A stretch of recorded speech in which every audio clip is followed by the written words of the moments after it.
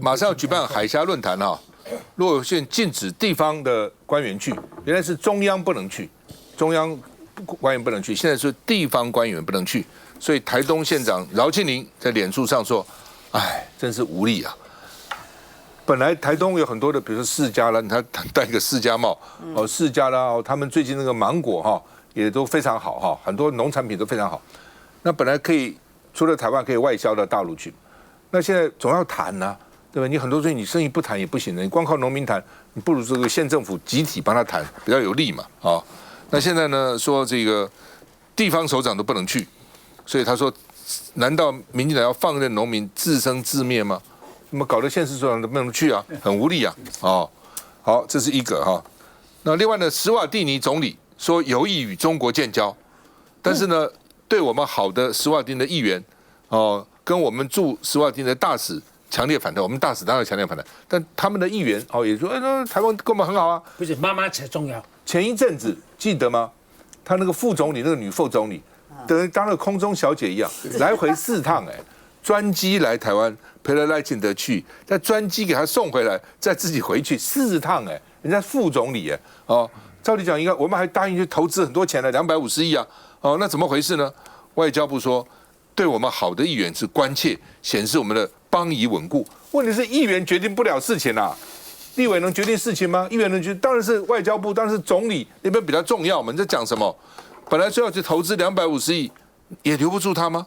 說傳出來他的總理有意跟大陸建交，哦，那民進黨梁文傑是說，陸委會梁文傑說，因為陳玉珍要到海峽論壇，又回到海峽論壇，他說我們可以統戰對岸了。梁文傑說，你展示一下你統戰的結果給我看看，哦。不過陳玉珍也說，那你說我們被統戰，你展示一下被統戰的結果給我們看看吧，哦。那所以呢，國民黨黨團林佩祥就說，這叫做意識形態凌駕的民生問題。我們看一下。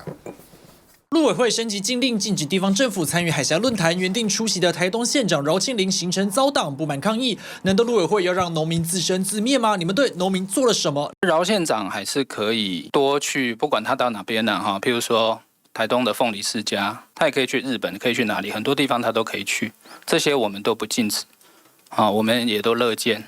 但是我們現在只針對的是海峽論壇這個活動，那他們就是要塑造出台灣有重要政治人物或是地方縣市首長來聽我訓話的這樣的一個印象。那我覺得中華民國的公職人員其實都不應該讓對方有機會形塑這種印象。來，佩君。我想，我每次看到這個梁主委在發表一些高見的時候，我就覺得非常諷刺哦。因為當他自己還是議員的時候，雙城論壇可是他自己舉手去參加了，怎麼會要當議員的時候就覺得兩岸交流是一個必須的？當他變成陸委會主委的時候，就覺得這是統戰的一部分哦。所以民進黨的雙標其實是方方面面都在被證實的。那饒縣長說他討厭無力感，這當然不是他自己講的，這是被民進黨拋棄的百工百業發生哦。中央沒辦法幫忙找市場，那地方自己想辦法，還要被他去扣這個統戰的帽子，這就何不食肉糜嘛？但在民進黨字典裡面呢，沒有國家利益，基本上只有民進黨的私利。只要別人的兩岸和平溝通比他做得更上位，然後更到位的時候，那就會潑紅漆，要把對方毀滅。所以在國內搞政治清算啦、意識形態對抗啦，這些都已經是非常拿手的事情。可是到對外的時候，就我們前幾段談的，當這個被日本、菲律賓吃豆腐的時候，那外交部出來的發言，你會以為他是日本還是菲律賓的外交部，一直替對方說話，擦脂抹粉，不遺餘力。可是當自己被欺負的時候，這炮口就不知道對哪裡了。那這個海峽論壇本來就是兩岸的基層，包括農業啊、宗教交流的一些重要的平台。那過去我們也知道，饒縣長為了台東的鳳梨世家，幫基層老百姓開拓生路，他是按照程序去申請要到廈門參加行程。結果陸委會大手一揮，就說這個是這個中共的統戰平台啊，你要去的話，你就拿出你的成果來。可是那對照一下，很明顯的，我們對史瓦濟尼因為經濟利益有所鬆動，要跟中國大陸建交的時候，民進黨外交被徹底的邊緣化，然後但是兩相對照是非常諷刺的，所以饶縣長忍不住寫了這篇文，就我討厭無力感。我覺得他是非常一針見血的去批評陸委會是不是打算放任農民自生自滅呢？台灣的傳產因為兩岸的這個對話完全的斷聯，所以傳產跟農業是冷風刺骨啊。可是地方政府或者是首長想方設法想要去突破的時候，可是總是被中央潑了一頭的冷水。我覺得民進黨現在中央的心態就是典型的既得利益者，科技業一枝獨秀沒有錯，股市4萬點，所以這個徐國勇秘書長就可以居高臨下跟大家說，哦，你難道沒有受益嗎？可是現實是不屬於科技新貴的農民、基層、受薪階級、中小微企業，在這個兩岸冰凍的情況之下，是苦不堪言呢。你這個農民一斤世家的溫飽，你用這個冷血的防諜、防統戰的邏輯來治國，老百姓基層的生計被你拿來當成特定派系的政治利益。民進黨說的雲淡風輕，可是實際上是農民的血淚啊。事實上哦，現在真的是萬般皆下品，唯有 AI 高，其他都很慘。傳產中部那個工作母雞啊，你去問問他們看，很辛苦的，傳統產是非常辛苦的哦。所以呢，這個他們說啊，這大家有沒有受利？誰講？有人受利，有人不見得受利，有人是相對被剝奪啊。什麼大家都受利？怎麼可能大家都受利呢？小牛到底怎麼樣？你們有沒有問陸委會為什麼不讓基層去呢？我覺得這個很明顯的就是一個政治的決策嘛。因為你認真講它是統戰平台或什麼啊，這種本來就各自解讀嘛。但事實上，海峽論壇甚至過去講雙城論壇等等，它是能統什麼戰嘛？它能夠實際上影響什麼嘛？到底最後會走向統獨的關鍵，本來就是台灣的民意做最後的決定嘛。那麼這些東西顯然在過去長期舉辦的時候，它真的有100%的影響民意的走向嗎？所以我想它沒有什麼直接的必然性嘛。但為什麼在這個時候它必須要升溫做這個事呢？因為民進黨已經進入2026的選舉動員模式嘛。他現在你要賴清德政府去談內政的亮點，好像也談不太出來；去談解決特殊的僵局，也沒有什麼突破。國際的情勢對民進黨就一直以來所主張的路線也多有打臉。那在這樣焦慮的困難之下，只好回過頭來老調重彈。這個抗中保台牌打了再打，我也不認為它有什麼擴張性，好，頂多是要鞏固他自己基本盤的成果而已。那另外一方面，當然在地方選舉的時候，國民黨在過去幾次的表現是比較好的嘛。那很多這樣爭取連任或者是爭取順利交棒的同時，他當然也要想盡辦法去阻止相關的成績嘛。這樣就如同主持人剛剛講了，這台灣的經濟狀況最大的問題其實是分配嘛。不是，就算 AI 表現再怎麼亮眼，怎麼樣來說，這個台灣還是一個產業已經轉型過好幾次，現在以服務業為大宗啊，就是就業人口、從業人口等等的這樣子的一個經濟體。那在這樣的一個狀況之下，如果沒有辦法把比如說農漁產的銷售或者是觀光等等相關的項目做好的時候，那這個經濟的果實當然也輪不到一般的庶民階級。所以我想，在不管是台東等等相關的縣市，都希望在這個地方有所突破，其實就是幫自己的縣民、幫自己的市民朋友在找出路。我覺得民進黨沒有必要去多加阻攔啊。那我说為什麼民進黨以前都不管，這次突然連地方都不准去了？我覺得這也是當然。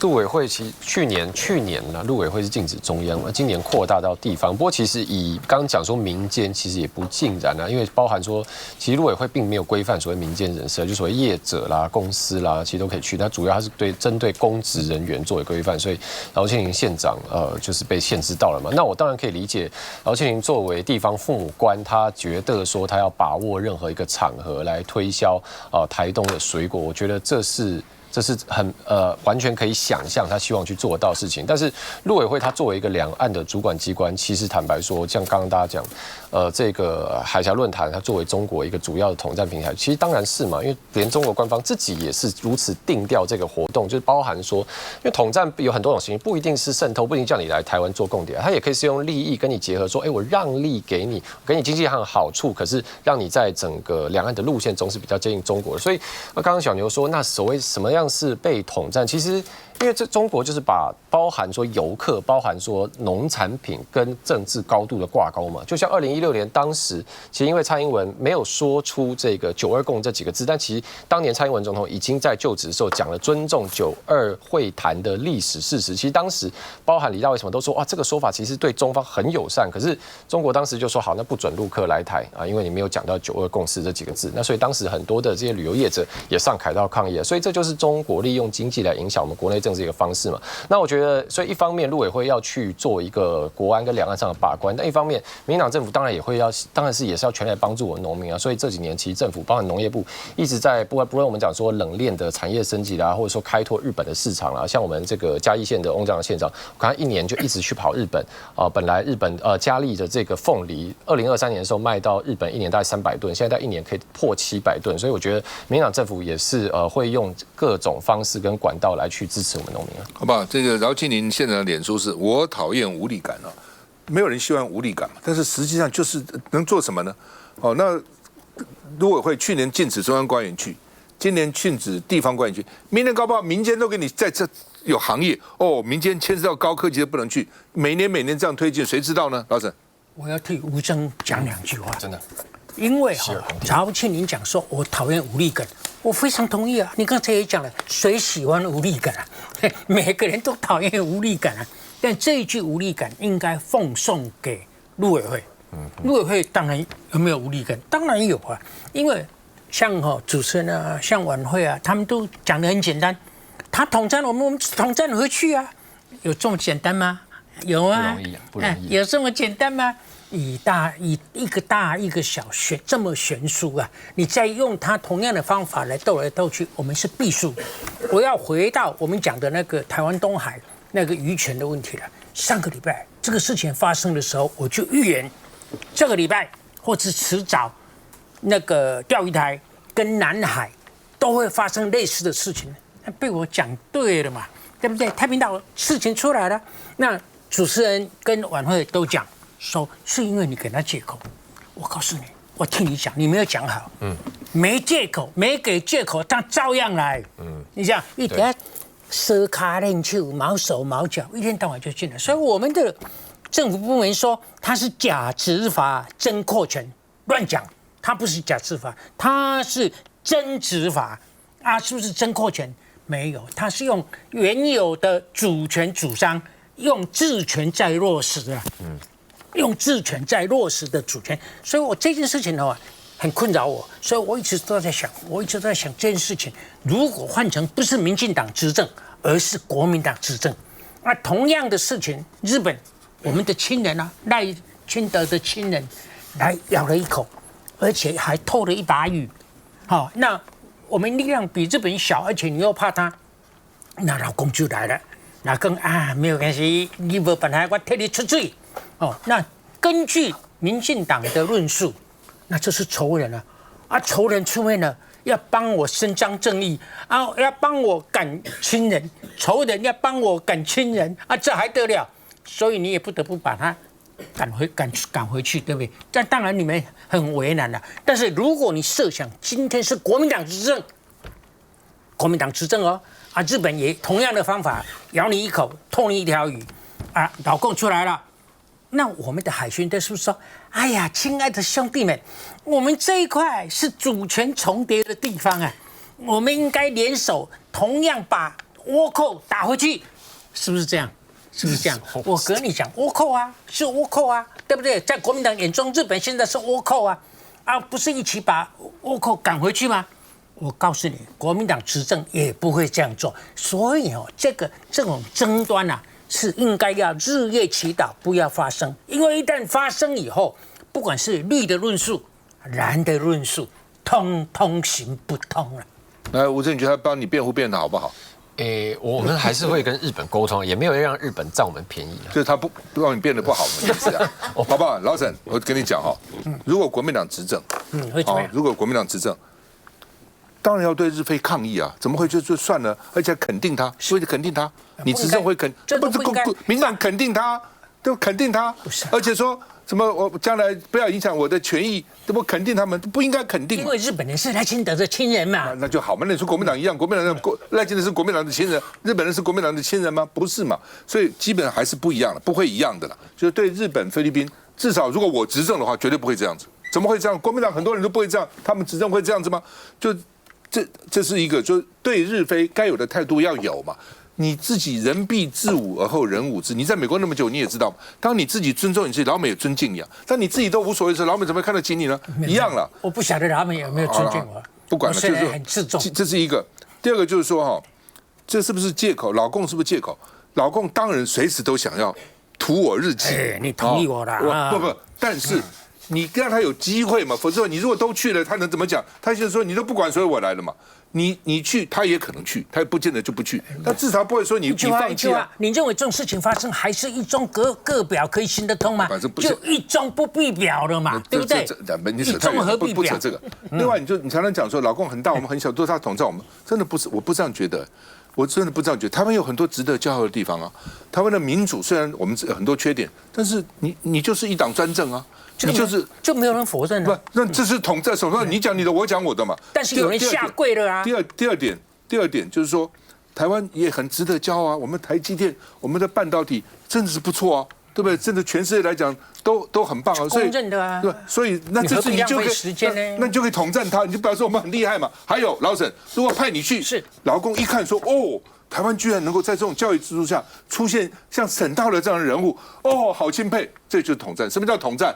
不是你給我錢才叫統戰。你派我去啊，休息一下再回來。趕快派我去。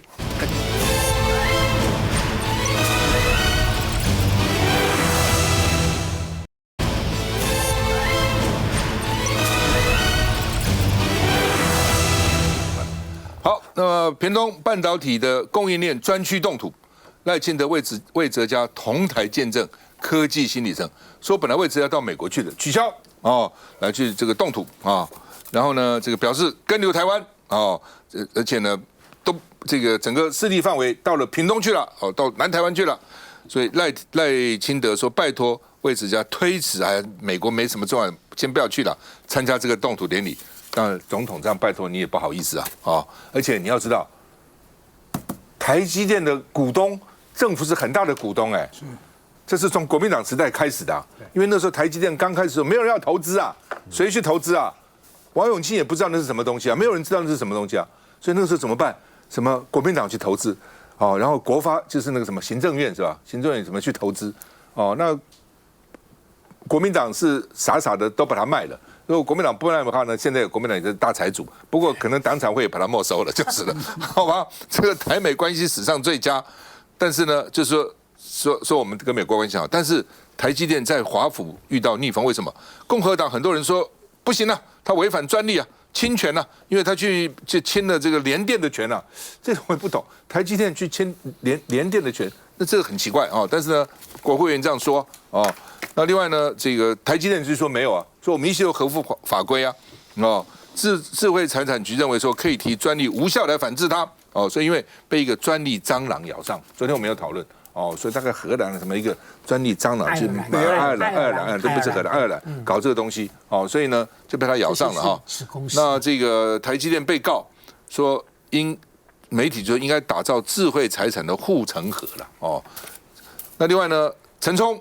哦，也不滿川普，說呢，1976年那個時候，哦，這個台灣晶片發展就開始技術從美國技術移轉來，所以呢，生根發芽不斷升級，已經早就超過美國了。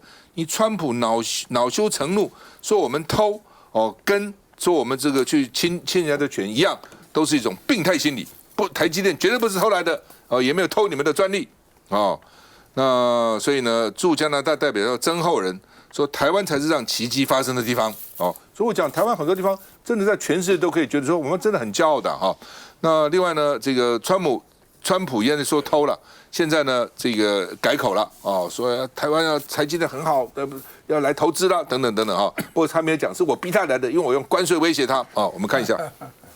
台積電現在呢捲入了美國專利侵權的爭議，案件也交由美國貿易委員會來審議了。現在有多名共和黨的聯邦議員致函，要求說應該要嚴格執行美國專利的法規，強調要即使台積電扮演關鍵的角色，也不應該給予特殊的待遇。但如果說這最終侵權成立的話，有可能就要面臨禁止晶片進口到美國的狀況。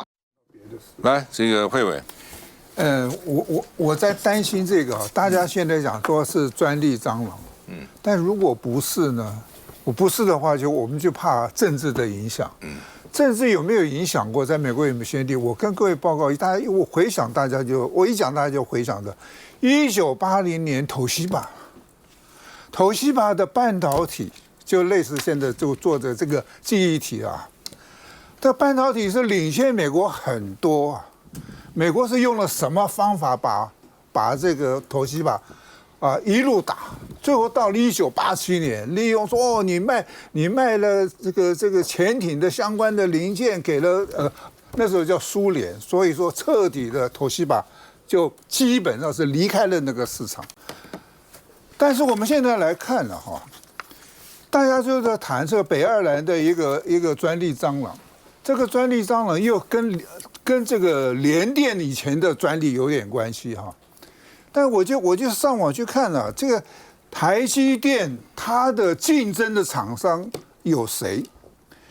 我跟各位報告，它的競爭廠商啊，它晶圓代工方面，三星很多東西台積電做得出來，它做不出來啊。這個還有 Intel、聯電啊，這個羅格方德、中芯等等，世界先進，我覺得這些跟台積電都差得太多了。所以從廠商想要去借重，因為最奇怪的是美國的國會議員了，他跑出來講話，對不對？如果沒有美國國會議員講話，可能是專利蟑螂，但是有美國國會議員這個影子在這裡，就會讓大家去想想，這國會議員一個是受到政治影響力，還有一個是他拿了別人的錢嘛，然後出來幫他說話啊。但是台積電現在美國要去打台積電，我是想跟1980年代東芝的狀況不太一樣。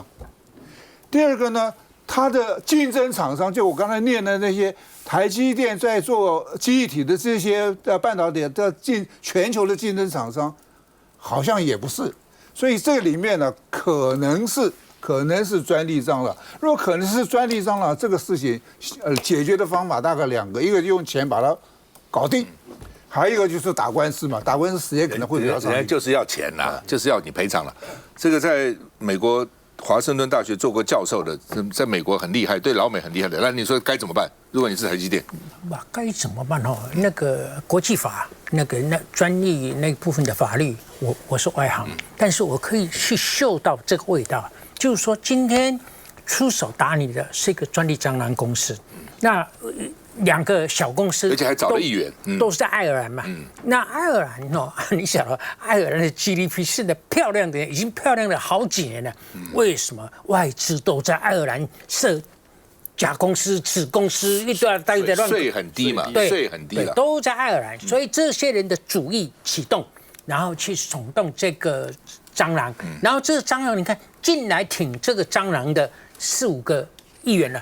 通通是共和黨，有眾議員有參議員，都有，而且都是共和黨，而且呢，跟川普一道的，有一個還是 MAGA 的，那這些人對台灣印象不錯的，你知道他沒有跟我們做這個，但是為了這個，他就要逗我們了。所以我告訴大家，尤其是執政黨，你要聽好，天下沒有親人，沒有恩人，沒有仇人，政治就是沒有什麼人，凡事政治就是人。政治就是錢但是你錢要使用的有道理、有公義所以現在我是覺得不用怕啦。你像台積電的律師有多少個？你像台積電打不贏這個東西嗎？但是因為這個消息，它的股價有受到壓抑的話，這個就是你一路走來沒有進場買台積電的，這是你一個下手的機會。你買了多少？我沒有買。那你講了嗎？你下手啊？不是因為我買的都是美股啦。好了，你不要誤導，你不要誤導。跟台積電都有關係了，其實都有關的。所以老沈老沈現在給你的建議，我認為他還是想錢啦，真的還是想用錢來解決。這時候蟑螂不就搞這個東西嗎？佩君。我想這個川普一手要這個台灣台積電去美國砸錢設廠，然後但一手又讓這個共和黨專利訴訟，然後打擊你的核心競爭力，這已經不是盟友，這是一個跨國的經貿敲詐。這太平洋彼岸的這種暗潮洶湧，對台灣的護國神山台積電而來的巨型保護主義海嘯。那共和党對我們這個共和黨施壓美國的這個國際貿易委員會，要求強硬執法，甚至揚言說最嚴重的話，他不排除會封封殺特定晶片到美國去了。所以台積電捲入了這一場这個專利侵權訴訟風暴，基本上就是一個非常典型的被這個專利蟑螂惡意咬上嘛。所以陳沖雖然是前行政院長，他的發言還比較像是現在執政黨的那種 guts， 他是直接對川普的論調開火。他翻出1976年來台灣跟 RCA 簽署的技術轉移的歷史，然後他去定調說，台積電是台灣人自己流汗一步一腳印的拼出來的，不是偷來的，當然不是川普口中說的什麼搶走美國的工作。所以你再回頭去看川普的這一套，看起來是一步一步接一步的，這一手用這個華麗的說法啊，這個台積電到美國來砸錢，然後這個設廠投資，但是另外一方面，他讓國內的這種政治壓力施壓，還有這個專利訴訟，他是不管的，法理跟供應鏈上進行全面的打擊，所以兵分兩路，看起來是暗潮洶湧，對晶片回流跟保護主義的算盤。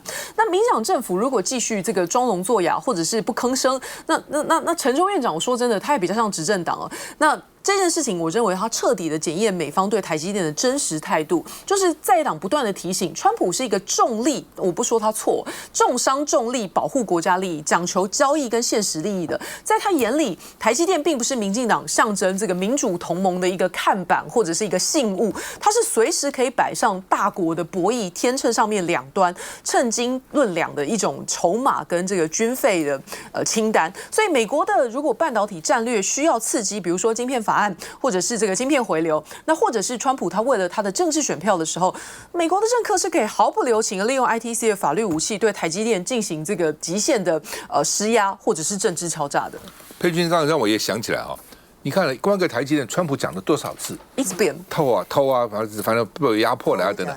我們賴清德對不对？應該替台積電講講話，人家總統都可以為了台積電講來講去，我們不要講話。